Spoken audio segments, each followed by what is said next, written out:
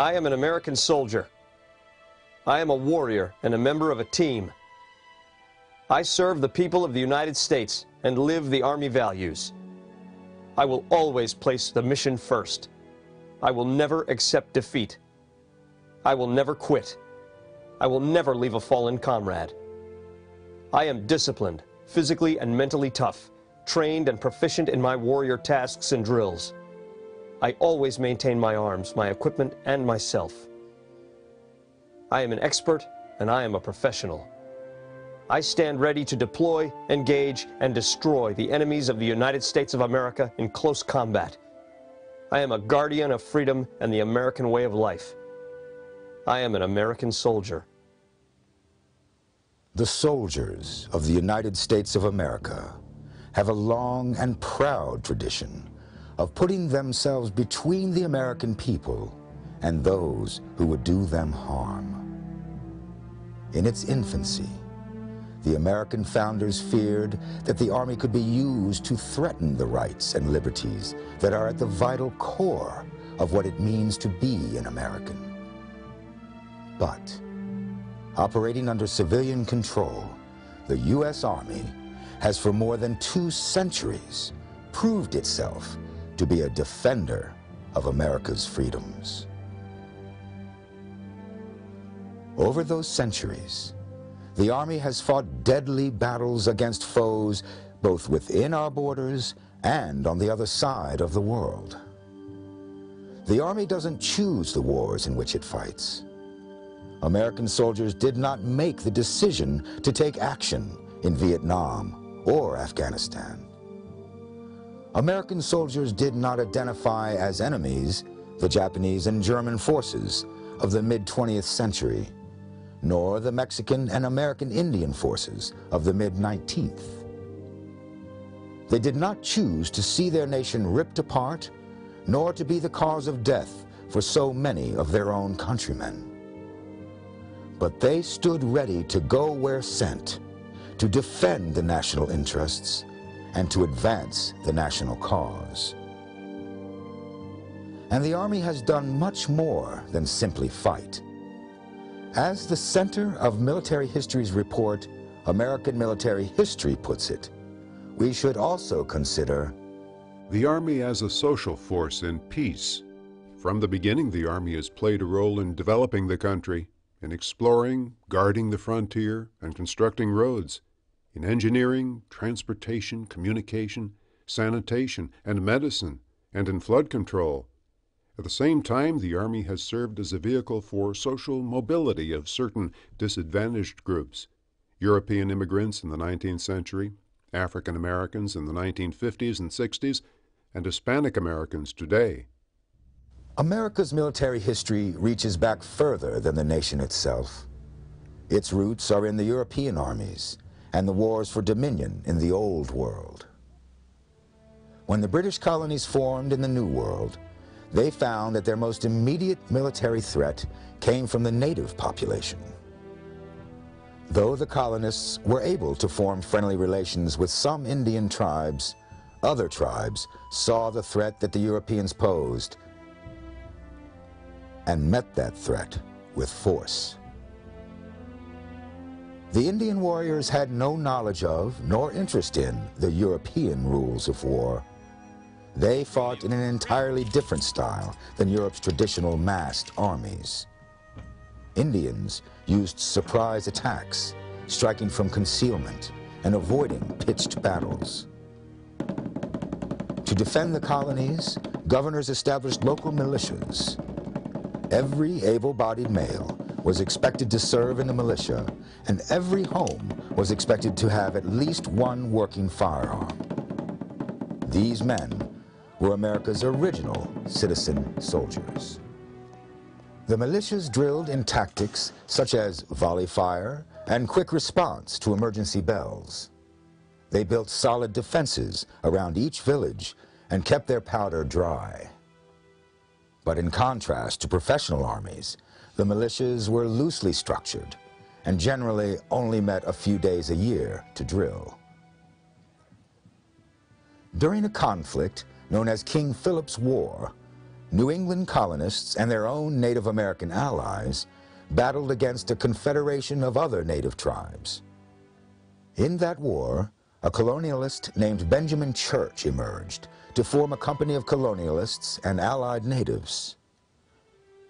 Church learned the natives' tactics for moving through the forests and swamps undetected and fighting a more guerrilla style than was known to Europeans. These were the first American Ranger force, and Benjamin Church is considered the father of American ranging. These skills proved valuable, for the conflicts did not end when one of Church's native allies killed the so-called King Philip, an Indian chieftain. From the late 1600s, almost up to the American Revolution, there were a series of wars between English colonials and French colonials, each having their own allies among the Native American tribes. The most famous is the last one, known in America simply as the French and Indian War, ending in 1763. These wars trained the men who would become the first officers to lead the Continental Army of the United States of America. George Washington commanded a brigade during the French and Indian War, troops drawn from multiple colonies. The militias, which had previously served to fight Indians in defense of British claims to the land, would soon strike the spark of revolution. At 2 a.m. on April 19th, about 700 British regulars, including light infantry and grenadiers, marched out of Boston toward Concord, where they believed rebellious colonial militia had stored an arsenal of arms, powder, and ammunition. The British were right, though the militia had already moved most of the supplies, anticipating the British move. When the British regulars entered Lexington, they had their first encounter with the Massachusetts militia. As the British advance party eyed the militiamen, someone's trigger finger itched. It was the shot heard round the world. 8 members of the militia were killed and 10 wounded, compared with a single wounded British soldier. The British troops moved on to Concord, where they found the small amount of supplies that had not been moved and burned them. As they marched back to Boston, however, the British were attacked by Minutemen who had gathered after hearing the shots fired and seeing the smoke in Concord. Shooting from behind fences and trees, the militia harassed the British regulars all the way back to Boston. The colonists were demonstrating the military tactics they had learned from the natives, a guerrilla style of hit and run, shooting from concealment at a larger but less mobile force. The militia killed 73 British soldiers and wounded 174. The war had begun. On June 14th, 1775, the Continental Congress formed the First Continental Army. The new army included the formation of 10 companies of expert riflemen to serve as light infantry. These riflemen were the first enlisted into service as truly continental soldiers, rather than a colonial militia. This Continental Army drew soldiers from all 13 colonies. A year later, the 13 states. Initially, the force was largely from New England. Most of the men were angered over the occupation of Boston, but over the course of the war, it became more balanced. The people would face their common foe together as a single national army. Later that year, on October 13th, 1775, the Continental Navy would be established, followed by the order on November 10th to raise 2 battalions of Marines. Under the Articles of Confederation, the Congress created the Army, but the states were responsible for recruiting and equipping the men. This inefficient process resulted in the food, clothing, and equipment shortages that contributed to 2,500 disease-related deaths at Valley Forge in the winter of 77 through 78. Enlistment periods were short, particularly during the early years, as the Congress feared creating a permanent army. Men served 1 to 3 years, and the Army never grew beyond 17,000 men. The most common guns of the American Revolution were large-caliber, smoothbore Flintlock muskets. In the British Army, the firearm of choice was the British Army Land Pattern musket, which is known by its nickname, the Brown Bess. Many of the colonials in the militias and in the Continental Army would use the Brown Bess or the French pattern musket, called the Charleville. Of course, the rifle companies were using the American long rifle, sometimes called the Kentucky rifle.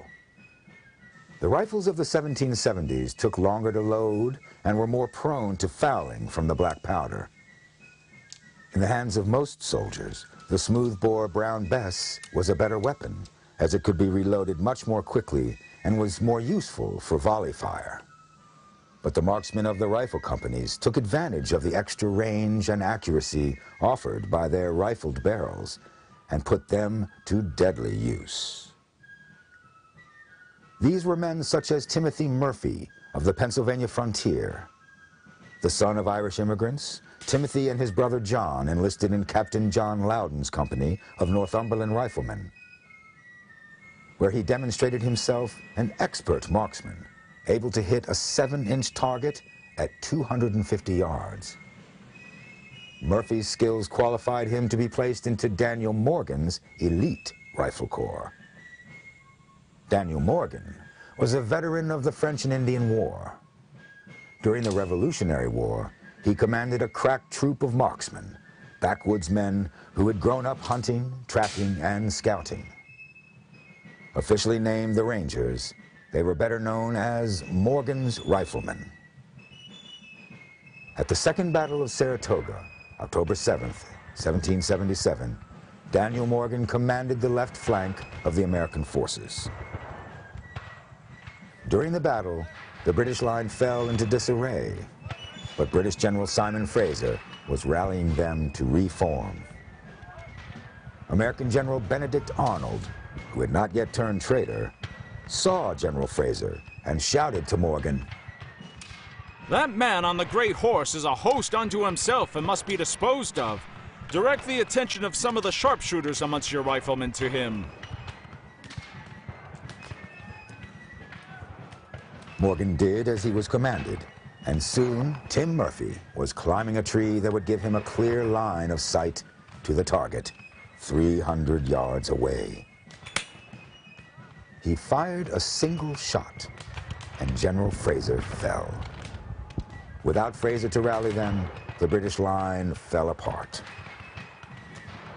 The Americans won at Saratoga, and in the process secured France as formal ally in the war.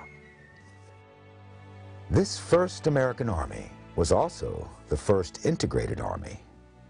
Initially, Washington instructed the recruiting officers to not enlist any Negro or any person who is not American-born. But in December 1775, he wrote, "It has been represented to me that the free Negroes who have served in this army are very much dissatisfied at being discarded. As it is to be apprehended that they may seek employment in the ministerial army, I have presumed to depart from the resolution respecting them, and have given license for their being enlisted." In New England, many slaves were given their freedom in exchange for their service in the war.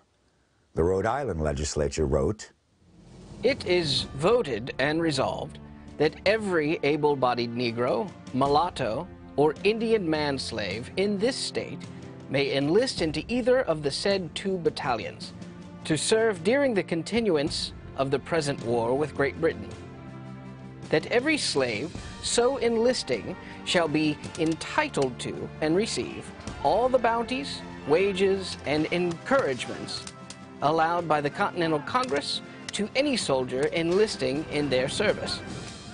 It is further voted and resolved that every slave so enlisting shall, upon his passing muster, be immediately discharged from the service of his master or mistress and be absolutely free, as though he had never been encumbered with any kind of servitude or slavery. While the Continental Army was the main force fighting the British, the state militias were still in the fight. Their military effectiveness varied across the states and over the course of the war. They proved themselves deadly when fighting from cover, but were prone to panicking in the face of a bayonet charge. But the militias and the regulars served two different purposes. The Continental Army was a trained, professional force, powerful enough to draw the focus of the British Army. The British could not afford to leave the Continental Army alive and in the field. They had to send their own armies to attack Washington's forces. The Continental Army also demonstrated to the international community that the Americans had the capability to win the war and defend their fledgling nation. Without such assurances, France would never have allied itself with the American cause. But even in 1776, the United States covered a large land area, and the armies couldn't be everywhere at once. The militia filled the gap for the Americans in a way that the British couldn't match. And by controlling the ground, the state militias controlled the political situation, suppressing British loyalists and maintaining the revolutionary spirit. The Continental Army may have won the war, but the militias helped ensure that the hearts and minds of the American people remained with the revolutionary cause. Of course, the Continental Army's most famous soldier was its commander. The day after it created the Army, the Continental Congress placed George Washington at its head. Under him were 4 major or 2-star generals and 7 brigadier or 1-star generals. During the war, Washington was simply the general and commander-in-chief. Decades later, in 1798, Washington was officially made a lieutenant general, 3 stars. There was no such rank during the Revolution, and the commission in 1798, after Washington had served 2 terms as president and retired, was intended to clarify his status above and beyond other military leaders. After the Civil War, the 4-star rank, General of the Army, was created for Ulysses S. Grant. Over time, the 4-star rank would be retired and would then return again. But George Washington remained on the U.S. Army rolls as a lieutenant general, technically outranked by 3 later generals. In 1976, the Congress and President Gerald Ford posthumously promoted Washington to the rank of General of the Armies, that no officer of the United States Army should outrank him. But Washington was always scrupulous about maintaining civilian control of the military. And as the war came to an end, he and the Congress planned for the demobilization of the Army. Washington wrote, Although a large standing army in time of peace hath ever been considered dangerous to the liberties of a country, yet a few troops, under certain circumstances, are not only safe, but indispensably necessary. Fortunately for us, our relative situation requires but few. Congress went further than Washington expected. The fledgling nation managed with few, indeed, in those early years. The Navy and Marines were disbanded in April 1783. On June 2nd, 1784, Congress ordered that the entire Army be discharged, save for 80 men guarding the military stores at West Point and Fort Pitt. Though they would augment that by a few hundred men, raised out of the state militias, the force was still shockingly small to modern eyes. Why did Congress resist maintaining an army that could provide an adequate defense against the very real threat of future hostilities with British Canada in the north, Spanish Florida in the south, and the Indian tribes from all directions except the ocean? Because that's the kind of army that Americans wanted. They feared a standing army was a threat to the liberties which they had just won.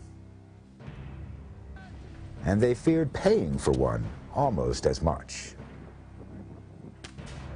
Congress established the War Department on August 7, 1789, but the regular army was still small. The American territories were vast, and the tiny force was insufficient to guard it. There were troubles with the native peoples in both the Southwest and the Northwest, though the problems were more severe to the north. The British had ceded the Northwest Territory to America as part of the Treaty of Paris. This territory included lands that would one day be the states of Ohio, Indiana, Illinois, Michigan, Wisconsin, and a portion of Minnesota, and it was already populated by various Indian tribes who had been British allies in the war. Angry over American settlers encroaching on their lands, the tribes reformed the Western Confederacy. Indian raids were answered by settler attacks, each growing more vicious, and neither side recognizing the concept of non-combatants. In 1790 and 1791, small, combined forces of regular American troops and state militias moved against the Western Confederacy and suffered brutal losses. Theodore Roosevelt later wrote about the Army's struggles with the Native American tribes. He described the conditions of the troops sent with General Arthur St. Clair against the Northwest tribes in November 1791. The troops were of wretched stuff. There were 2 small regiments of regular infantry, the rest of the army being composed of 6 months' levies and a militia ordered out for this particular campaign. The pay was contemptible. Each private was given $3 a month, from which 90 cents was deducted. Men of good bodily powers and in the prime of life, and especially men able to do the rough work of frontier farmers, could not be hired to fight Indians in unknown forests for $2 a month. Most of the recruits were from the streets and prisons of the seaboard cities. They were hurried into a campaign against peculiarly formidable foes before they had acquired the rudiments of a soldier's training. Under such conditions, it did not need keen vision to foretell disaster. Of the 1,400 men fighting under St. Clair, almost half were killed and hundreds more were wounded. It was a devastating defeat. Congress was moved to action. The First Militia Act authorized the President to call out the state militias whenever the United States shall be invaded or be in imminent danger of invasion from any foreign nation or Indian tribe. But at the same time, no officer, non-commissioned officer, or private of the militia shall be compelled to serve more than 3 months in any one year. The Second Militia Act stated that each and every free, able-bodied white male citizen of the respective states, resident therein, who is or shall be of the age of 18 years and under the age of 45 years, shall respectively be enrolled in the militia by the captain or commanding officer of the company. And it shall at all times hereafter be the duty of every such captain or commanding officer of a company to enroll every such citizen. That within 1 year after the passing of this act, the militia of the respective states shall be arranged into divisions, brigades, regiments, battalions, and companies, as the legislature of each state shall direct. The act further detailed the specific arms that each and every free, able-bodied white male citizen must acquire and maintain once enrolled. Compliance with the act was left up to the states, and as could be expected, the quality of training and equipment for the militias varied greatly. Discipline was generally poor, and the militias did not do well when asked to perform the complex maneuvers common to professional armies of the day. But they could fight well as irregulars, and they provided a large base from which volunteers could be drawn in support of the regular army. They also maintained the notion of the citizen soldier and laid the groundwork for what would one day be the U.S. National Guard. Also in 1792, on Secretary of War Henry Knox's recommendation, Congress authorized the creation of what Knox called a legion. The Legion of the United States was composed of 4 sub-legions, each with its own infantry, artillery, cavalry, and riflemen. The 1st and 2nd sub-legion were created from the remnants of the 1st and 2nd regiments of the Continental Army, and the 3rd and 4th sub-legions were new recruits. A few years later, these sub-legions became the 1st, 2nd, 3rd, and 4th regiments of the U.S. Army. Soon after its creation, the Legion of the United States, led by Major General Anthony Wayne, began retaking ground lost to the Western Confederacy. They trained hard, and in 1795, they defeated the Indian forces at the Battle of Fallen Timbers, leading to a treaty between the two nations. For the next century and more, America's armies would follow 3 main types. At the core was the standing professional army. This would remain relatively small for most of the nation's history, and its primary duties would be manning permanent forts across the country, fighting Indians, and producing engineering and other construction works. Additionally, the states maintained their militias, though these varied greatly in terms of training, discipline, and equipment. The militia elected their own officers, which did not always result in the most competent men being given command. When facing the threat of invasion or insurrection, the president could call the militia into federal service. However, they could only be compelled to serve the federal government for up to 3 months. Although the militias could and did fight well at times, more often than not, the regular army did not find them reliable under fire. The 3rd category of army troops was the volunteer army. These were troops raised only during time of war, who served 1 to 3 years in volunteer regiments. Again and again, in times of war, the volunteer regiments would augment the ranks of the regular army. And every time, when the war was over, the citizen soldiers would return to their shops and fields while the regular army manned the forts. These groups were not exactly respectful of each other. They were useless,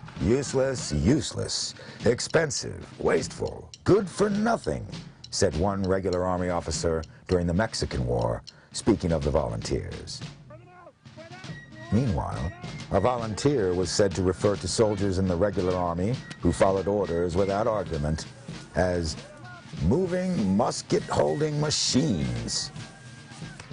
But despite their animosity, when necessary, they would stand shoulder to shoulder to face a common foe. Congress took further actions to improve the quality of the Army, including the creation of a national armory. During the Revolutionary War, American soldiers had used flintlock muskets from a variety of French, British, and colonial sources. After the war, the American Army needed its own standard-issue musket. In 1776, an arsenal had been established in Springfield, Massachusetts. In 1794, it became the first national armory. In 1795, the Springfield Armory produced the first truly American musket. The 1795 U.S. Army musket was modeled on the French Charleville musket, which had been popular among American soldiers and militia. In 1799, construction began on the second National Armory at Harper's Ferry in the western part of Virginia that would eventually split off to become West Virginia. By 1810, over 10,000 muskets, rifles, and pistols were produced there each year. Another incentive for the Americans to take more deliberate steps in developing their military was the increased tension with France in the mid to late 1790s. While America had been busy creating a government of, by, and for the people, France went through a revolution of its own. And as American relations with Britain improved, its relations with the now revolutionary France soured. Britain was again engaged in hostilities with France. The French were angered by America's apparent siding with Britain and attacked American merchant vessels. In 1798, Congress created the Navy Department and the U.S. Marine Corps to add to the nation's defense. The Army was increased to over 4,000 men, and George Washington was coaxed out of retirement by President Adams to accept command as a lieutenant general. The prospect of America allying with Britain was enough to calm tensions and bring the parties to the negotiating table. War was averted, though not in time to save Adams from losing the 1800 election to Jefferson. Under Jefferson, much of the Navy was cut, and in 1802, the Army was reduced to a little over 3,200 men. As part of the 1802 reorganization, Congress created the Corps of Engineers. This was following decades-old advice from Washington, Alexander Hamilton, and Henry Knox. They pointed to the Army's deficit in trained engineers and recommended the creation of a military academy soon after the end of the Revolutionary War. But Congress didn't take action for several years. Like a standing army, the idea of a military academy training officers in the manner of European warfare rankled many Americans. In 1794, the rank of cadet had been created for the Artillery and Engineering Corps manning the fortifications at West Point, New York. But formal training of those cadets did not take place until 1801. By then, President Thomas Jefferson, though fiercely resistant to the idea of a strong national army, recognized the need to improve the science and engineering skills in both the military and the broader nation. The U.S. Military Academy at West Point was officially authorized on March 16, 1802, staffed by the 17-man Corps of Engineers. Jefferson soon took another, much larger action that would need the support of the Army: the Louisiana Purchase. Captain Meriwether Lewis and Lieutenant William Clark led a 26-month military expedition that required the organization, ingenuity, and endurance that could be found in the U.S. Army. These soldiers would lead their men over 7,500 miles of rough country, providing the first detailed map of the area and bringing back valuable information. It was a major accomplishment, but another great challenge lay ahead.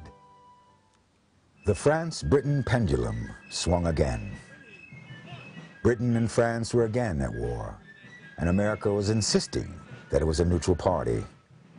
But Britain imposed trade restrictions between America and France, which was both a hardship and an insult to American sovereignty. Furthermore, Britain had captured British-born Americans off of merchant sailing vessels and impressed them into service in the Royal Navy. Add to that Britain's continued support of the Indian tribes in the Northwest Territory, providing arms to Indians who then raided American settlements, and finally, in 1812, America could take no more. On June 1st, 1812, President James Madison asked Congress for a declaration of war and received it. The regular army was increased to an authorized strength of almost 37,000 men.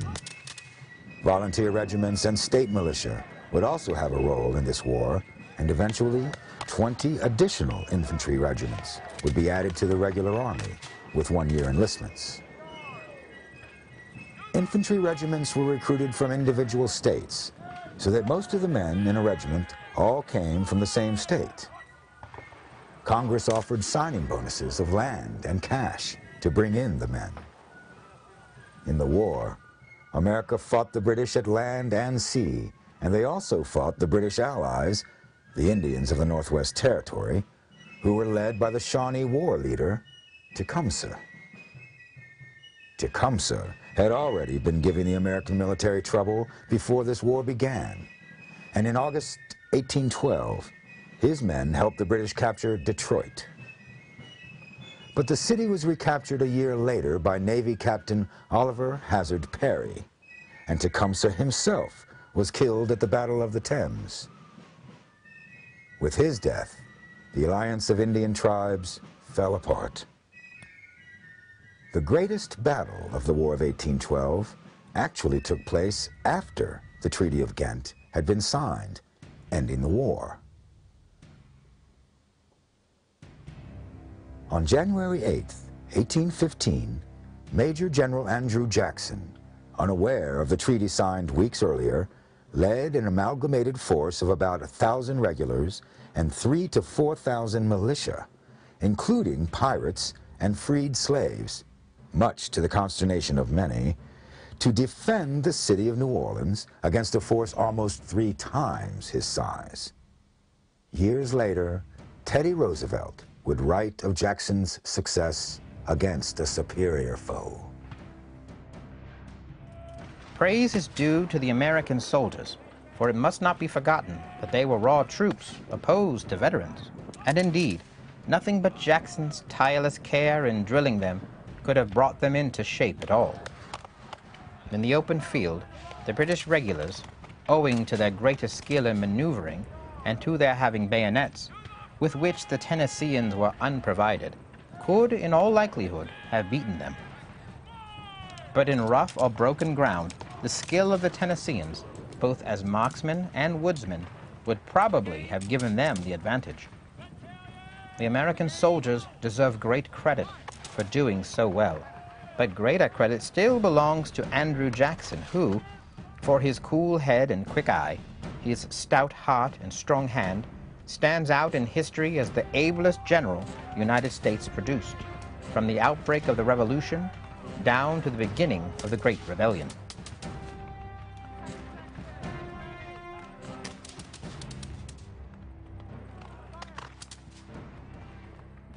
It wasn't long before Andrew Jackson was leading troops to war again, this time in the Seminole Wars in Florida. The Seminoles were a Native American nation of tribes and included men who were escaped African American slaves.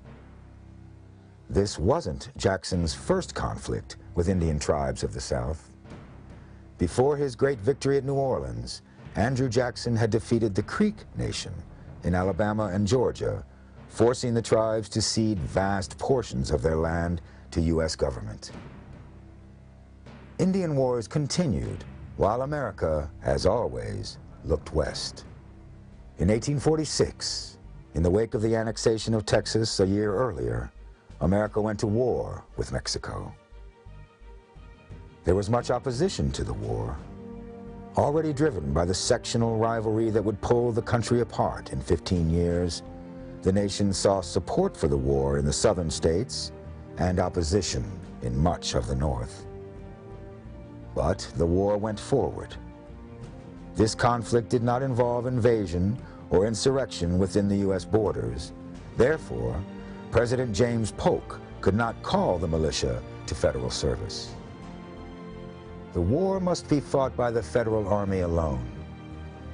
At the war's beginning, the Army had about 6,000 regulars. Volunteer regiments swelled the ranks to 115,000. American forces quickly captured New Mexico and California in 1846. Then, in March 1847, General Winfield Scott led the first major amphibious landing in the history of the United States Army at Veracruz, Mexico.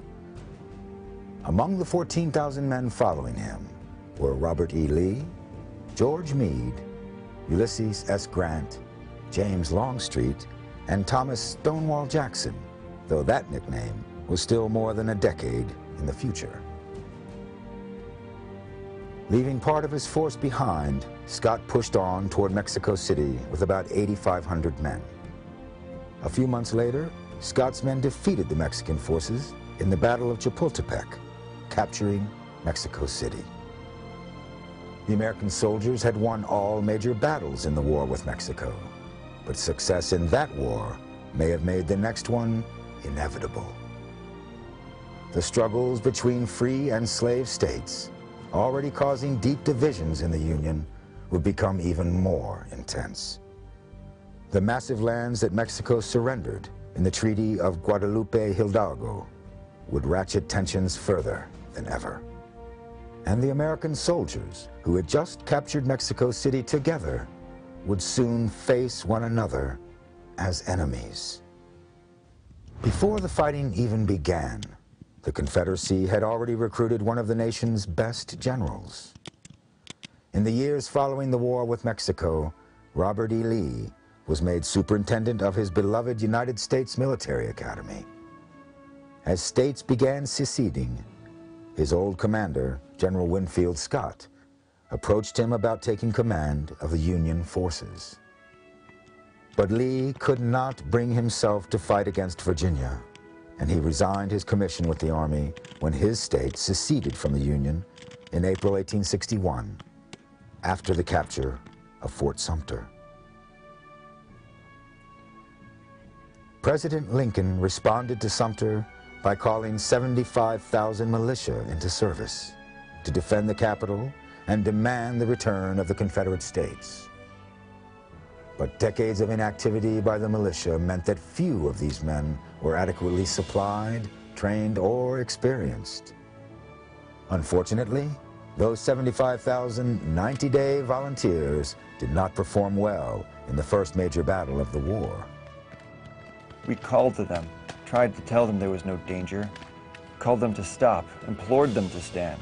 We called them cowards, denounced them in the most offensive terms, put out our heavy revolvers and threatened to shoot them, but all in vain.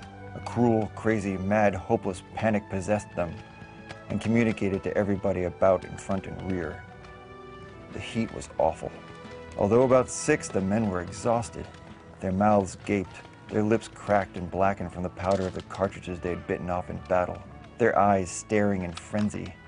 No mortal ever saw such a mass of ghastly wretches. Thus reported Ohio Congressman Albert Riddle after witnessing the rout of Union forces at the First Battle of Bull Run, July 21st, 1861. The day after the rout at Bull Run, Lincoln signed a bill calling for the enlistment of 500,000 volunteers to serve 3 years. Just 3 days later, he signed a bill raising that to 1 million. General McClellan would train these new men into one of the best fighting forces in the world, the Army of the Potomac. But he would struggle to command them effectively, as would other commanders, until finally General Ulysses S. Grant took command in 1864.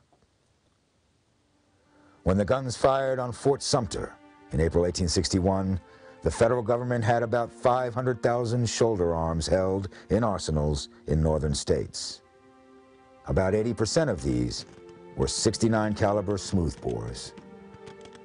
The southern states possessed only about a third as many long guns, many seized from federal arsenals, and again, most were smoothbore muskets.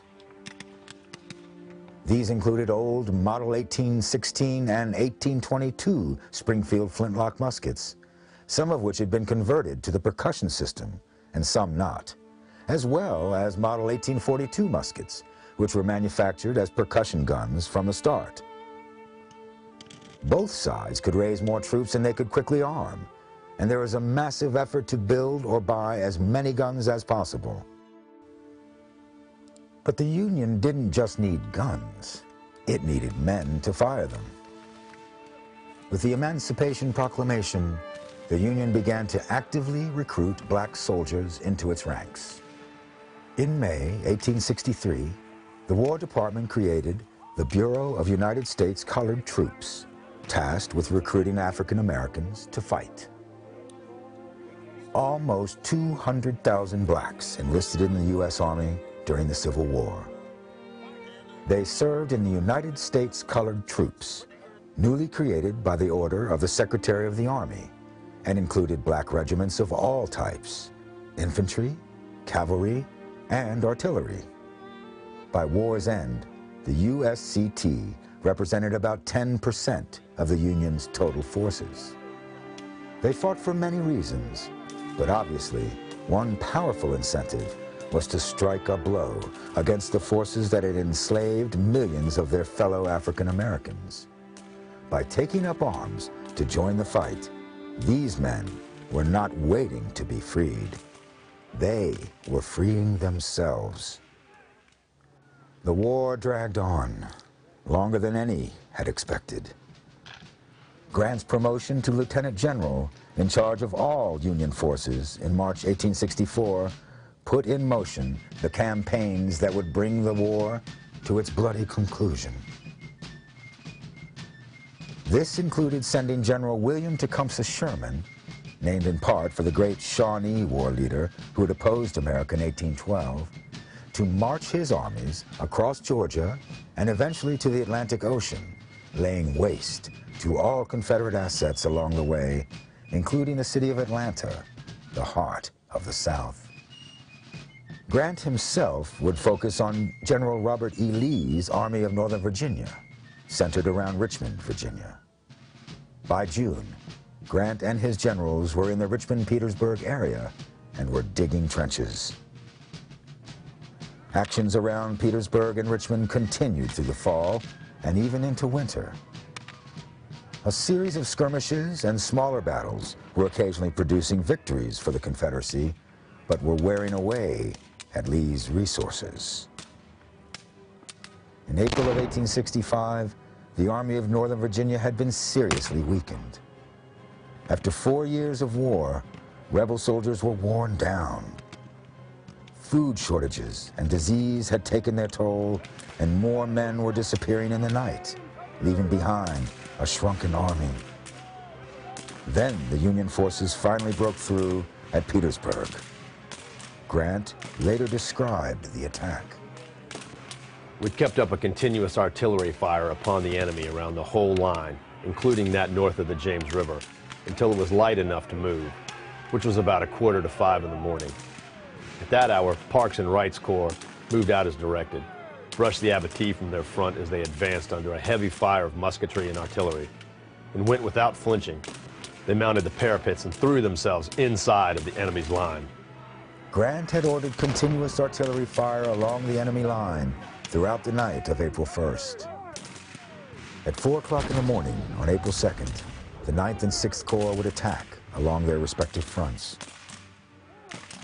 The 6th Corps assaulted the Confederate trenches along Boydton Plank Road. The initial attack of the 9th Corps was successful, capturing 3 Confederate batteries. The Southerners were low on manpower. Their line was stretched thin.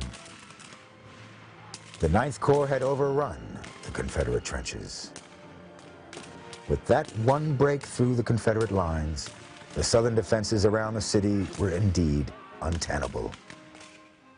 After 9 long months of trench warfare that would not be seen again until World War I, the Siege of Petersburg was over. The Confederate forces had withdrawn into the city's inner defenses. Grant planned another artillery bombardment to begin at 5 a.m. on April 3rd, followed by another assault an hour later. But General Robert E. Lee evacuated the city in the night. Within 2 weeks' time, Lee surrendered to Grant at Appomattox Courthouse. The end of the Civil War meant the return to the Indian Wars, the Dakota War of 1862, the Great Sioux War, the Black Hills War, Union General Custer's last stand at the Battle of Little Bighorn, the massacre at Wounded Knee. American soldiers and settlers faced American Indians and seem, from our perspective, to have engaged in a terrible game of one-upsmanship, as each side struggled to prove itself more savage than the other. But in the end, the overwhelming power of the U.S. military was enough to defeat the warrior tribes of the American Indians. During these wars, one of the most effective generals was General Nelson A. Miles, commander of the 5th U.S. Infantry Regiment.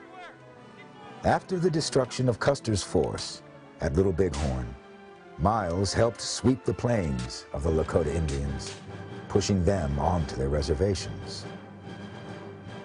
He accepted the surrender of Chief Joseph of the Nez Perce in 1877, and the surrender of the Apache war leader Geronimo in 1898, and the surrender of Sioux Chief Kicking Bear in 1890.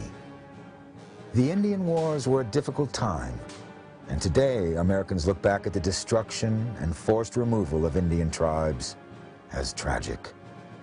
In 1895, General Miles was named Commanding General of the United States Army. He still held that post 3 years later as America went to war with Spain. When war was declared in the spring of 1898, U.S. Army regulars consisted of just about 28,000 men. More were needed to fight a war, and the president couldn't simply call up the state militias, as the U.S. was not in imminent danger of invasion. The Army wanted an additional 50,000 men. They received 220,000 volunteers. The most famous volunteer was Theodore Roosevelt.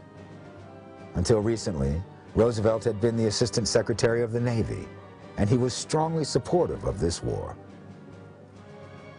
The Crag was a repeating bolt-action rifle chambered for the Army's new .30 caliber smokeless cartridge. It had a lower rate of fire than some of its competition, but ordnance officials believed that the slower reloading speed was a good thing, as it would preserve ammunition. This short war also saw the first use of the Gatling Gun by the U.S. Army for mobile fire support for offensive combat during the famous battle for San Juan Hill.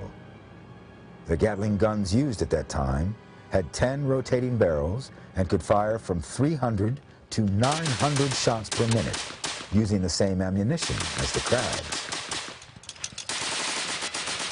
First Lieutenant John Henry Parker led the Army's newly formed Gatling Detachment.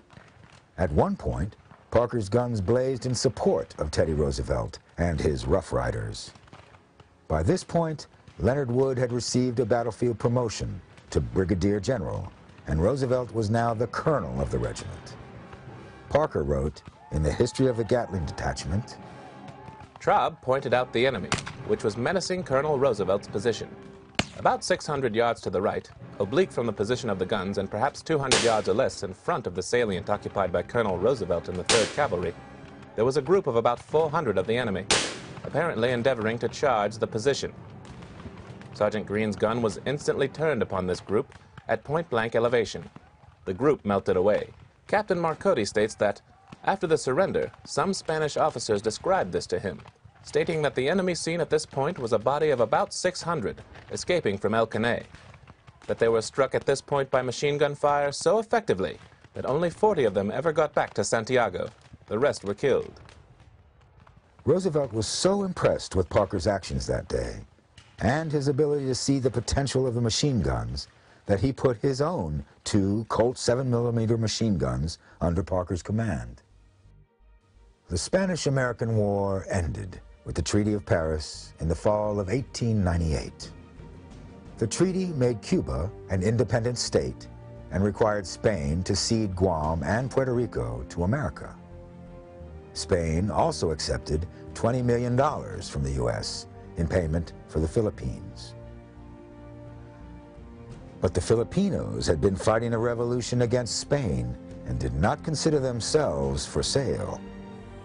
And so no sooner was the U.S. out of war with Spain than it was at war with insurgent forces in the Philippines. The Philippine-American War lasted 3 years, in the middle of which Teddy Roosevelt received a bit of a promotion. From colonel of a volunteer regiment to President of the United States. Roosevelt wrote in his autobiography, "As a legacy of the Spanish War, we were left with peculiar relations to the Philippines, Cuba, and Puerto Rico, and with an immensely added interest in Central America and the Caribbean Sea. As regards to the Philippines, my belief was that we should train them for self-government as rapidly as possible, and then leave them free to decide their own fate. I did not believe in setting the time limit within which we would give them independence, because I did not believe it wise to try to forecast how soon they would be fit for self-government. And once, having made the promise, I would have felt that it was imperative to keep it. Within a few months of my assuming office, we had stamped out the last armed resistance in the Philippines. That was not of merely sporadic character." If Roosevelt's description of events in the Philippines sounds something like nation building, then perhaps he was foreseeing the challenges that would face America and its army a century into the future. There were many changes in store for the United States Army in the years and decades to come. America's little war with Spain signaled its interest in matters beyond its borders, and its quick victory indicated that the nation was prepared to hold its own in conflicts with the European powers. It would soon have the chance to test this notion as America entered a century of world wars, nuclear threats, Cold War struggles, and Middle East politics. But as it always had and always would, the U.S. Army stood ready to place itself between America and any threat, proving time and again their motto, "This we'll defend."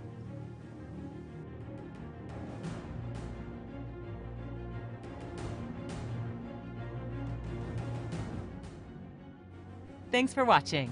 If you'd like to help us produce more compelling historical content like this, please like, comment below, and share this video with fellow history buffs. And of course, be sure to subscribe to help keep history happening.